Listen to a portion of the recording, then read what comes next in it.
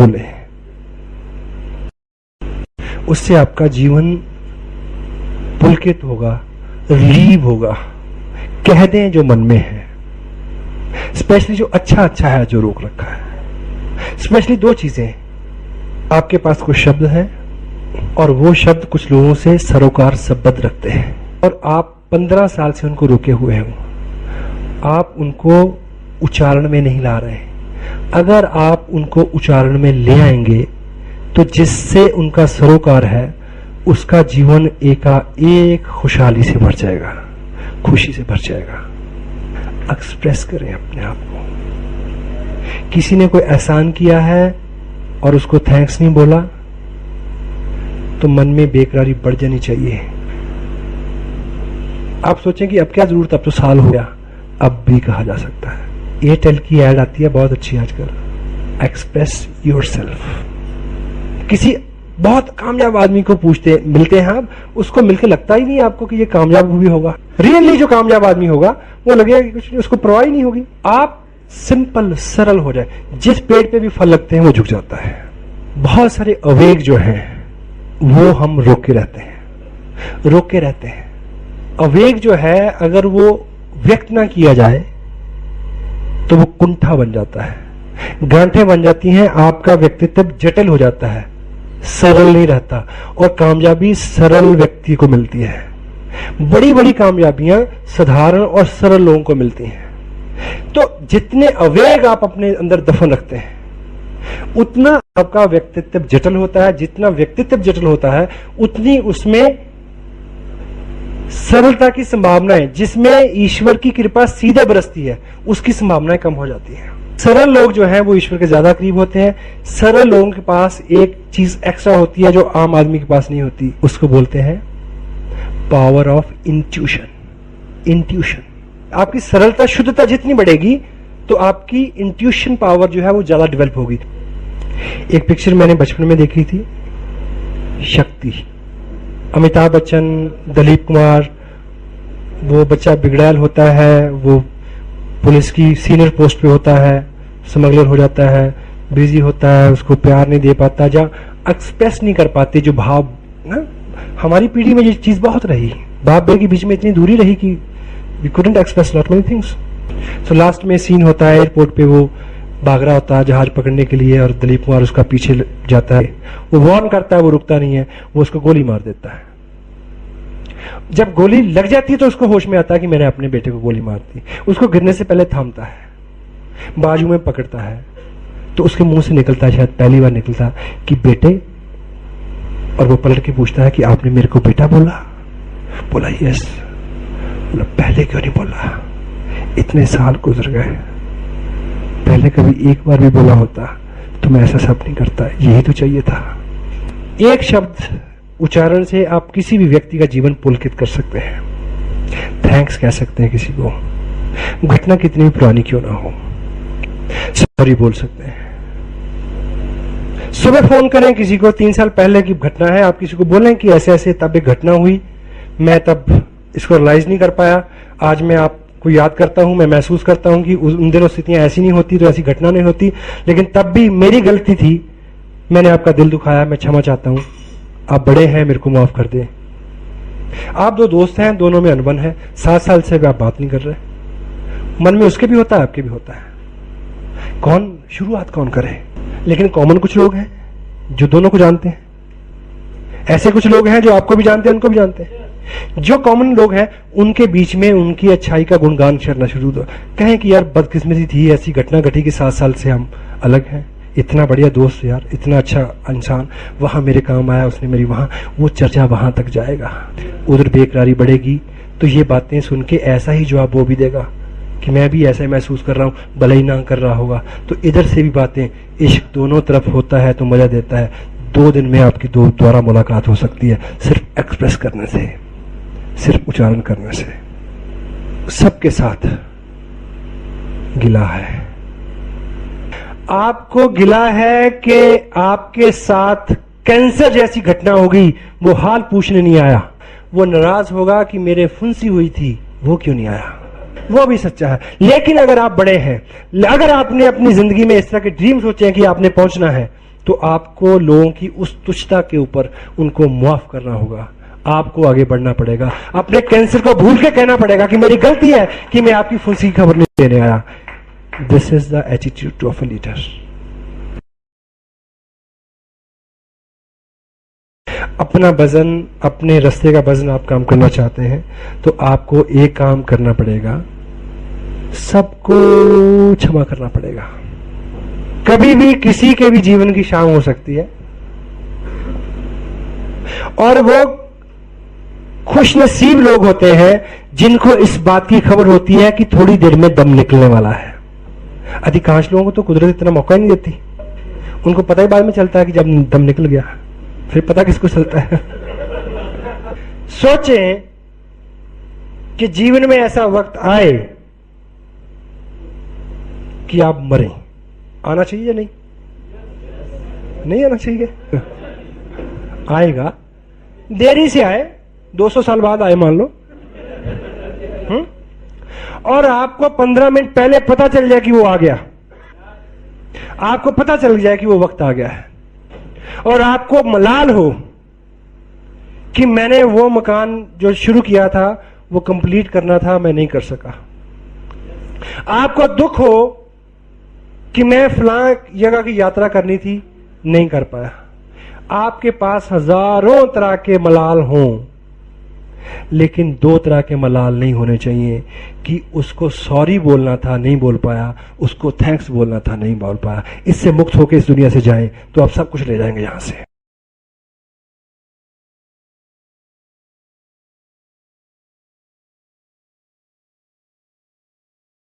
आदमी कामयाब होता है, बीइंग पर्सन आपको कामयाब होना है। आपके जीवन में जितने भी लोग हैं पहले और आज, जब तक आप सबको क्षमा नहीं कर देते, माफ नहीं कर देते, तो आपके काम में गति नहीं आएगी। आप ये बताएं कि आपको किसने हक दिया कि आप किसी को माफ करें? सुनिए, जब हम किसी को माफ करने की बात करते हैं तो हम चौधरी हो जाते हैं कि हम बड़े हैं, हम लोगों को माफ कर देंगे। पहले इसी विषय में विचार कर लें। हाँ, आप जरूर बड़े हैं अगर आप माफ करेंगे। पहले सोचें कि आपको ये हक क्यों दिया गया। डेल कार्नेगी अपनी किताब लोक व्यवहार में कहते हैं कि आप जिनमें आप गलतियां निकालते हो, 100% जिनको गलत मानते हो, कैसे हो सकते हैं? एक रुकी हुई घड़ी भी दिन में 2 बार सही होती है, एक खराब घड़ी भी दिन में 2 बार सही टाइम बताती है, नहीं क्या? तो आप किसी को माफ करें, इसकी नौबत कब और क्यों आए? क्योंकि पहली बात तो आप इतने बड़े नहीं हैं, आप कोई ऐसी जजमेंट पास नहीं कर सकते कि वो गलत है, क्योंकि एक सच के 100 कोण हो सकते हैं। 365 मानते हैं वैज्ञानिक। और दूसरी बात, जब आप किसी को माफ करने की बात सोचें, उससे एक कदम पहले आके सोचें, आप क्यों मानते हैं कि उसने ये सब जानबूझ के किया?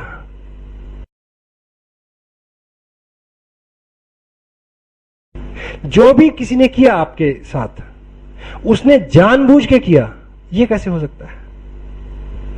शिखर पर मिलेंगे किताब है, उसमें उल्लेख है, ज़िगज़िलर ने लिखा है, आपको शांति का जीवन जीना है तो आपके जीवन में कोई भी घटना हो, कोई भी गलत चीज हो, कोई करे, तो पहला विचार आप दिमाग में ये लेके आए, क्या उसने जानबूझ के नहीं किया होगा।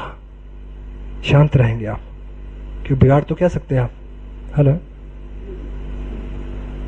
हुई घटना एक घटना है, आपसे भी हो सकती थी, और अमूमन जब हमसे होती हैं गलतियां तो हमें पता ही नहीं होता, जब दूसरे करते हैं तब हमें केवल पता लगता है। पहली बात तो यह कि घटना घटी और जानबूझ के आपके खिलाफ की गई और आप उसको माफ करें, ये तो नौबत अब आती है। हो सकता कि ऐसा हुआ ही ना हो, बिल्कुल अलग फिलॉसफी हो। लेकिन अगर ये ऐसा हुआ भी हो, उसके बावजूद अगर आप माफ करेंगे, आप जिसको क्षमा करेंगे, आप उस पर कोई एहसान नहीं करेंगे, आप खुद पे एहसान करेंगे।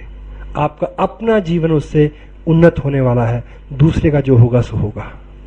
स्वार्थी बने, स्वार्थी बने। अगर ईश्वर मौका दे कि एक आदमी का कल्याण आप कर सकते हो, तो सबसे पहले किसका करना चाहिए? अपना।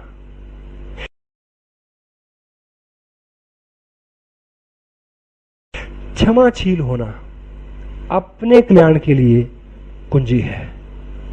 आपका अपना कल्याण उसमें होगा, किसी दूसरे व्यक्ति का नहीं। रंजिश है, खिफत है किसी भाई से, भतीजे से, दोस्त से, मित्र से, आप बड़े बने, साहस करें। क्यों? क्योंकि बड़ा बनने का और दूर जाने का ड्रीम आपका है, उसका नहीं। बोझ आपने उतारना है ताकि आप आसानी से और जल्दी पहुंच सके।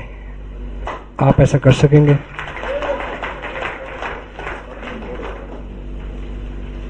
बहुत सारी बातें जिनकी वैल्यू होती है जब उनका उच्चारण होता है, लोग कब्र में साथ ले जाते हैं उनको। आपके जीवन में जो बेस्ट है, आम आदमी के जीवन में जो बेस्ट है, वो बहुत कम शब्दों में कहा जाने वाला है। वो आदमी के साथ कब्र में चला जाता है।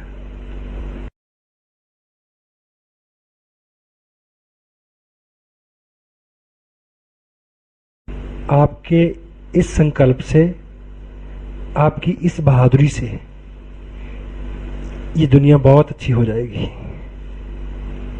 कितने लोगों को आप पुलकित और जागृत कर देंगे अगर आप ऐसा करेंगे। 1 मिनट के लिए आंखें बंद करें और उन सब लोगों का ध्यान करें जिनके प्रति आप ऐसा कह सकते हैं और आपको कहना है।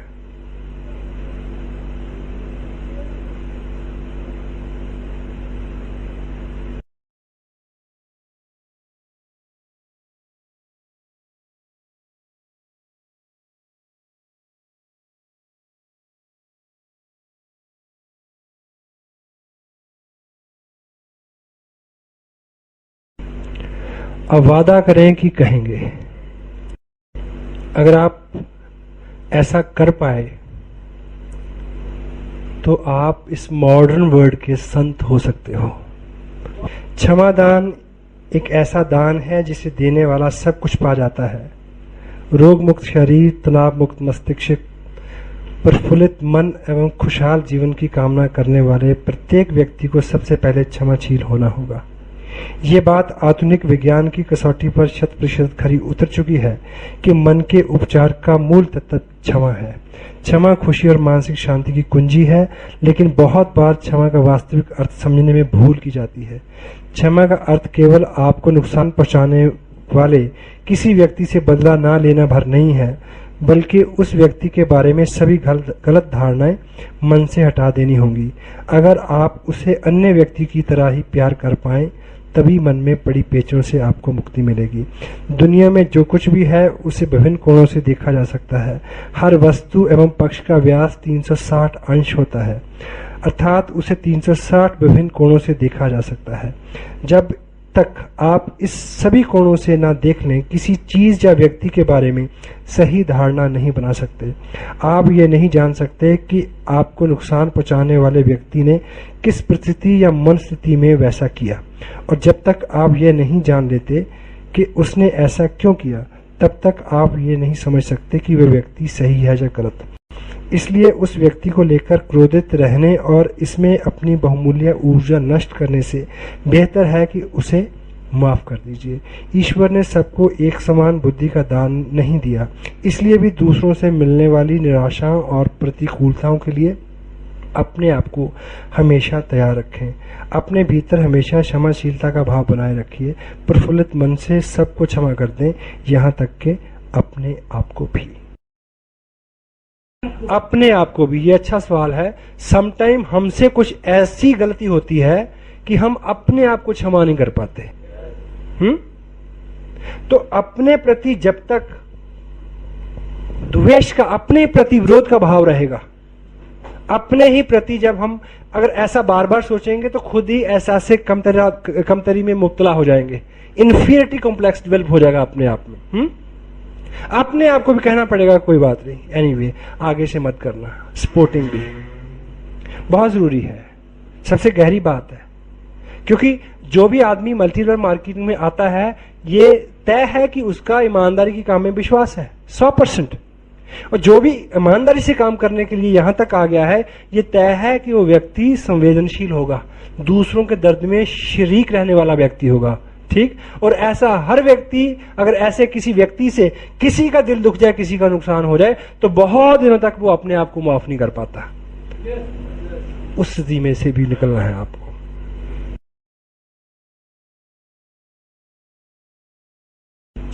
एक लिस्ट बनाएं। बहुत सारे नाम, चेहरे, व्यक्ति ऐसे हो सकते हैं जिनके स्मरण मात्र से आपकी भौहें तन जाती हैं, मुट्ठियां भिज जाती हैं, चेहरा लाल हो जाता है। इस चीज से निजात पानी होगी, इस चीज से मुक्त होना होगा, तभी हम कुछ ज्यादा बड़ा कर पाएंगे। उसके लिए कुछ सूत्र हैं, दूं क्या? बिल्कुल 40 दिन में 1000% रिजल्ट आएंगे। एक सूची बनाए उन लोगों की जिन्होंने आपको नुकसान पहुंचाया है या जिनके बारे में आप ऐसा भाव रखते हैं। क्योंकि आप स्वार्थी हैं, अपना भला करने वाले हैं, क्योंकि आपकी जिंदगी में बड़ा गोल है, क्योंकि आपको रहनुमाई करनी है, क्योंकि आपको लीडर बनना है, क्योंकि आपको रॉयल्टी और टेक्निकल पे जाना है, क्योंकि आपको आधुनिक दुनिया की रहनुमाई करनी है, लीडर बन के आगे चल के दिखाना है। तो ये शुरुआत भी आपको करनी पड़ेगी। क्या? कि वो सब लोग, आप चाहते हैं कि आप रिलीव हो जाएं, आप चाहते हैं कि आपके मन से वो मैल निकल जाए, तो उसकी एक थ्योरी है, 100% रिजल्ट ओरिएंटेड प्रोग्राम है, 40 दिन में पता चल जाएगा। उन सभी लोगों की सूची बनाएं जिन्होंने आपको नुकसान पहुंचाया या जिनके प्रति आपका भाव जो है वो कटुता का है, द्वेष का है, घृणा का है। लिस्ट बनाए, उसकी सूची बनाए उन लोगों की नाम से। और सुबह अगर आप पूजा अर्चना में बैठते हैं, नहीं बैठते तो शुरू करें। उन सभी लोग, मान लीजिए 10 नाम हैं, सुबह उन लोगों का एक एक व्यक्ति का नाम ले लेके प्रार्थना करें ईश्वर से कि ईश्वर आप इनका भला करना। और उनके जीवन में जो कमियां हैं आपको पता होगा, है? कि किसी के पास पैसा नहीं है तो बोलें ईश्वर उनको संपत्ति सम्मति दे, किसी की औलाद नहीं है तो उसके लिए औलाद की प्रार्थना करें। नाम ले लेके प्रार्थना करें, ईश्वर से मांगे उनके लिए। जैसे जैसे आपका ये दिन बीते जाएंगे इस प्रैक्टिस के साथ, उन लोगों के प्रति आपका जो भाव है वो प्रेम में बदलना शुरू हो जाएगा।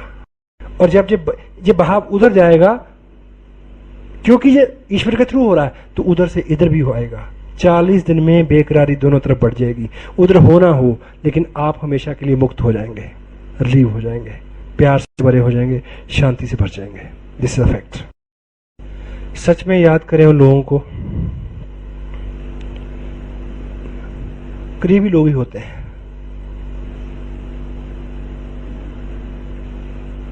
कल्पना करें कि आपके सामने कोई आके खड़ा हो जाए और ये बोले, आपको एक चीज रोक सकती है कि अगर मैं उसमें पास जाऊंगा, बोलूंगा कि 3 साल पहले ऐसा हुआ था, मेरे को माफ कर दें, हेलो, तो वो क्या सोचेगा? आप सोच सकते हैं। अगर ऐसी सोच आपको रोके तो अपने आप को खड़ा करें उसकी जगह।